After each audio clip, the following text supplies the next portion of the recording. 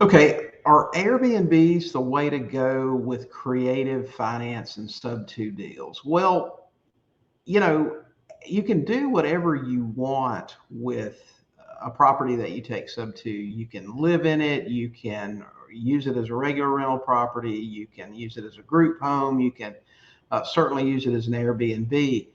But a big danger that I see a lot recently is students will come in and they'll say, "Hey, I found this great sub-2 property. The seller's open to letting me have the deed to it, but the interest rate's too high, or the amortization on the loan is too short." And what they'll do is they'll give you some numbers that just won't work as a regular rental. So let's say, for example, they've got a house that's worth 300,000 and it's got a bad loan on it. Maybe it's 8%. Maybe the people barely qualified for the loan when they bought it, or maybe it's on 180-month amortization.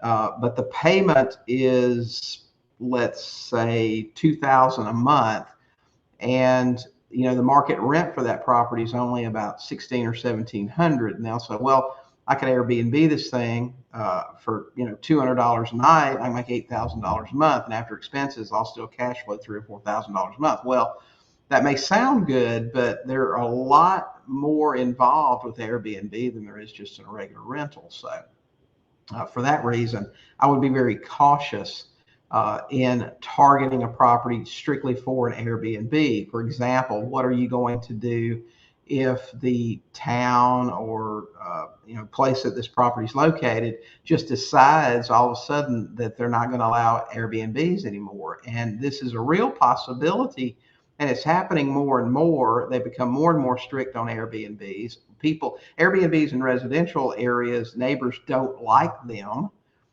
They don't want short-term rentals next door to them, because there's more and more complaining. There are going to be more and more cities and counties that enforce this sort of thing. So what happens when you take a property subject to, or buy it with cash or with a loan for that matter, and you can't use it as an Airbnb anymore? And this will happen. In fact, I've got one student that had multiple Airbnbs in a town a couple of years ago, and when they voted this thing in overnight, those short-term rentals had to be converted to regular rentals. So fortunately for him, they would cash flow as a regular rental, but it was a drastic loss of income. So those are some things that you really need to consider.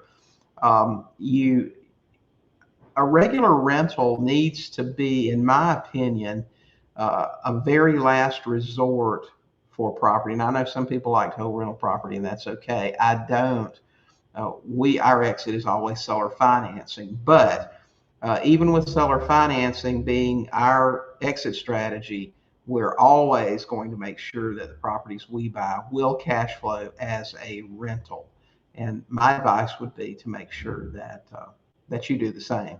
They always have a plan B, because if something happens and they decide you can't have that Airbnb anymore, you don't want to have something that's going to be going into your pocket every month instead of putting money into your pocket.